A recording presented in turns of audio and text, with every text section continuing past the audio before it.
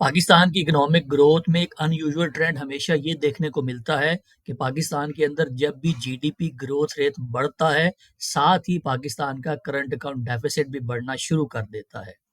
یہ ایک ایسا ان یوزول ٹرینڈ ہے جو کہ عموماً پاکستان جیسے ممالک کی معیشت میں نہیں دیکھنے کو ملتا۔ اس کی بنیادی وجوہات میں سے ایک وجہ تو یہ ہے کہ پاکستان کی لوکل اکانومی کی جو پروڈکشن کی کیپیسٹی ہے وہ پاکستان کے اندر آنے والی گروتھ کے نتیجے میں جو ڈیمانڈ جنریٹ ہوتی ہے اس کو پورا کرنے کے قابل نہیں ہوتی۔ اور دوسری بنیادی وجہ یہ ہے کہ پاکستان کی لوکل انڈیجنس اکانومی کوئی بھی ایکسپورٹیبل سرپلس پیدا ہی نہیں کرتی۔ ایکسپورٹیبل سرپلس کا مطلب یہ ہے کہ پاکستان کی لوکل اکانومی میں جب گروتھ آتی ہے تو جن سیکٹرز کے اندر گروتھ آتی ہے وہ کوئی چیز ایکسپورٹ کرتے ہی نہیں ہیں۔ مثال کے طور پہ پاکستان کے اندر جب بھی اکنامک گروتھ بڑھتی ہے تو ہمارے ریل اسٹیٹ کے اندر، ٹریڈنگ کے اندر، مینوفیکچرنگ کے اندر جو سیکٹر اس کنٹریبیوٹ کرتے ہیں اکنامک گروتھ کے اندر ان کی آؤٹ پٹ پاکستان کی لوکل اکانومی کے اندر تو کھپ جاتی ہے لیکن ہم اس کو ایکسپورٹ کرنے کے قابل نہیں ہوتے۔ یہ پاکستان کے ان اسٹرکچرل مسائل میں سے ایک بنیادی مسئلہ ہے جس کی وجہ سے پاکستان کی اکانومی کبھی بھی 5% یا اس سے زیادہ گرو نہیں کر پائی۔ ان اسٹرکچرل مسائل کو حل کرنے کے لیے ضروری یہ ہے کہ پاکستان کے اندر لانگ ٹرم ریفارمز کیے جائیں، لیکن پاکستان کے معاشی اور سیاسی حالات ایسے ہوتے ہیں کہ جو بھی حکومت آتی ہے اس کے سامنے ہر دفعہ ایسی کوئی شارٹ ٹرم گینز حاصل کرنے والی پالیسی پرائورٹی پہ ہوتی ہے جس کے نتائج سال میں یا 2 سال میں مل جائیں، کیونکہ حکومتوں کو پتہ ہی نہیں ہوتا کہ انہوں نے 5 سال پورے کرنے بھی ہیں یا نہیں۔ اسی لیے doctor Hafeez Pasha, doctor Atif R Mian, doctor Kaiser Bengali اور جتنے بھی لیڈنگ اکانومسٹ ہیں ان کا مور اور لیس یہ کنسنسس ہے کچھ تھوڑے سے لوگوں کو چھوڑ کے کہ پاکستان کے اندر ہماری سیاسی لیڈرشپ کو چارٹر آف اکانومی سائن کرنا چاہیے تاکہ پاکستان کے اندر جو اکنامک پالیسیز ہیں ان کی کنٹینیوٹی کو انشور کیا جا سکے اور حکومت کے تبدیل ہونے کے ساتھ پاکستان کی جو معاشی پالیسی ہے اس کے اندر کوئی تبدیلی واقع نہ ہو۔ اس ساری تمہید کا بنیادی مقصد یہ تھا کہ اس بات کو اسٹیبلش کیا جائے کہ پاکستان کے اندر G D P growth rate کے بڑھنے کا ایک منطقی نتیجہ ہوتا ہے کہ کرنٹ اکاؤنٹ ڈیفیسٹ بھی بڑھے گا۔ اب یہ ان یوزول ہے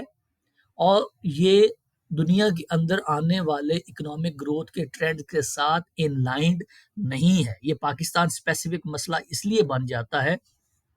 کہ عموماً یہ دیکھا گیا ہے کہ جو کمپیٹیٹیو اکانومیز ہوتی ہیں جب وہ گرو کرتی ہیں تو ان کی لوکل اکانومی اور لوکل انڈیجنس انڈسٹری بھی اسی کے ساتھ گرو کر رہی ہوتی ہے جس کی وجہ سے کرنٹ اکاؤنٹ ڈیفیسٹ کا مسئلہ پیدا نہیں ہوتا۔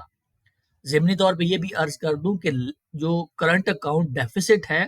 یہ لیٹ الون کوئی اکنامک انڈیکیٹر نہیں ہوتا، it is subject to the condition اور اٹ آل ڈیپینڈز کہ کس ملک کے کرنٹ اکاؤنٹ ڈیفیسٹ کی بات کی جا رہی ہے۔ آپ کو یاد ہوگا کہ رضا باکر نے ایک دفعہ پریس کانفرنس میں کہا تھا کہ ہمیں شکر ادا کرنا چاہیے کہ پاکستان کا کرنٹ اکاؤنٹ ڈیفیسٹ بڑا ہے، کیونکہ پاکستان کی اکانومی جب مائنس میں چلی گئی تھی تو اس کے بعد جب ریکوری کا فیز آیا تو جیسے ہی ہماری اکانومی نے ریکور کرنا شروع کیا، ہماری اکنامک گروتھ بڑھی تو ساتھ ہی کرنٹ اکاؤنٹ کا ڈیفیسٹ بھی بڑھنا شروع ہو گیا۔ اب آتے ہیں کہ کیا یہ والا جو پورا ایک تھیسس میں نے باندھنے کی کوشش کی ہے اور جس کی مثال میں نے رضا باکر کی اسٹیٹمنٹ سے دی ہے، کیا پاکستان کی اکانومی کا جو گروتھ ریٹ کی ٹریجیکٹری ہے وہ بھی اس کو سپورٹ کرتی ہے یا نہیں؟ آپ کی اسکرین کے اوپر پاکستان کا G D P growth rate اور کرنٹ اکاؤنٹ ڈیفیسٹ کا جو ایک ٹریجیکٹری ہے وہ نظر آ رہی ہے، تقریباً پچھلے 25 سال کا ڈیٹا ہے۔ اس میں ظاہر طور پہ بڑا ایکسپلیسٹ اور واضح طور پہ میں نظر آ رہا ہے کہ جیسے جیسے پاکستان کا اکنامک گروتھ موو کر رہا ہے اسی ٹریجیکٹری کے ساتھ، اسی ٹرینڈ کے ساتھ پاکستان کے اندر کرنٹ اکاؤنٹ کا ڈیفیسٹ بھی موو کر رہا ہے۔ جو اورنج لائن ہے یہ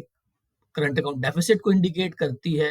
اور جو براؤن لائن ہے یہ پاکستان کے اندر جی ڈی پی کے گروتھ ریٹ کو انڈیکیٹ کرتی ہے۔ اب اس ٹرینڈ کو دیکھتے ہوئے جیسے اپنی گزشتہ ویڈیو میں بھی عرض کیا تھا کہ پاکستان کی جو اکنامک پالیسی ہے وہ 1988 سے لے کے 2022 تک اس کے اندر کوئی بھی بنیادی نوعیت کا فرق نہیں ہے، اور اس کا انڈیکیٹو کیا ہے، اس کا نتیجہ کیا ہے، اس کا ثبوت کیا ہے؟ اس کا ثبوت آپ کو پاکستان کی کرنٹ اکاؤنٹ ڈیفیسٹ اور گروتھ ریٹ کی ٹریجیکٹری سے نظر آئے گا کہ اس دور کے اندر کئی سیاسی حکومتیں بھی آئی، ایک دفعہ مارشل لا بھی لگا، لیکن پاکستان کی جو G D P growth rate کی ٹریجیکٹری ہے اس کے اندر کوئی تبدیلی نہیں آئی۔ اور دوسرا یہ والا جو گراف ہے یہ انڈیکیٹو ہے کہ پاکستان کے اندر ایک بوم اینڈ بسٹ کا سائیکل چلتا ہے۔ پاکستان کا اکنامک گروتھ اوپر جاتا ہے، پھر نیچے گر جاتا ہے، پھر اوپر جاتا ہے، پھر نیچے گرتا ہے، پھر اوپر جاتا ہے، پھر نیچے گرتا ہے، اور ایک طرح سے اسٹیگننٹ ہیں ہم تقریباً 5% پہ۔ 25 سالوں کا ہمارا جو ایوریج گروتھ ریٹ ہے دیٹ از بلو 5%، 4.7% کے قریب ہمارا پچھلے 25 سال کا ایوریج گروتھ ریٹ بنتا ہے۔ تو average growth rate is less than 5%، اور ہماری جو G D P growth rate کی ٹریجیکٹری ہے that is indicating a boom and bust cycle. Boom and bust cycle کا ایک بہت ہی واضح نتیجہ یہ ہوتا ہے کہ آپ کی اکنامک گروتھ ہوتی ہے، سسٹین نہیں کر پاتی، اور پھر وہ گر پڑتی ہے۔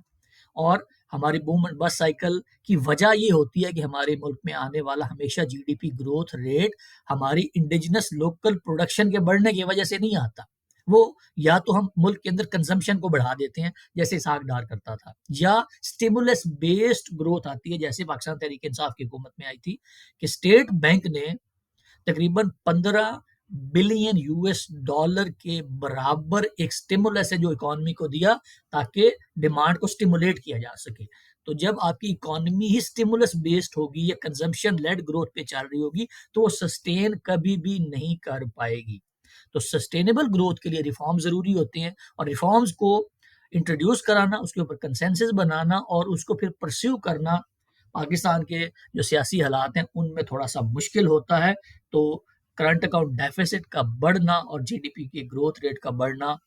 دے گو سائڈ بائی سائڈ، ان کے اندر ایک پازیٹیو کو ریلیشن ہے۔ کہنا تو نہیں چاہیے کہ پازیٹیو کو ریلیشن ہے، کیونکہ اس میں جیسے جیسے ہمارا کرنٹ اکاؤنٹ کا ڈیفیسٹ بڑھ رہا ہوتا ہے تو اس کا نتیجہ یہ ہوتا ہے یا اس کی وجہ یہ ہوتی ہے کہ ہماری جی ڈی پی کی گروتھ ریٹ بھی بڑھ رہی ہوتی ہے، اور جو امپورٹس ہیں وہ بہت زیادہ بڑھ جاتی ہیں، ہماری ایکسپورٹ اس حساب سے بڑھتی نہیں ہے، ریمیٹنسز سے ہمیں کچھ تھوڑا بہت فائدہ ہو جاتا ہے، لیکن اوور آل ہمارا کرنٹ اکاؤنٹ کا ڈیفیسٹ پاکستان میں آنے والے ڈالر کی مقدار کم ہوتی ہے اور پاکستان سے جانے والے ڈالرز کی تعداد اور مقدار زیادہ ہوتی ہے، جس کی وجہ سے کبھی بھی گروتھ سسٹینیبل نہیں ہو پاتی۔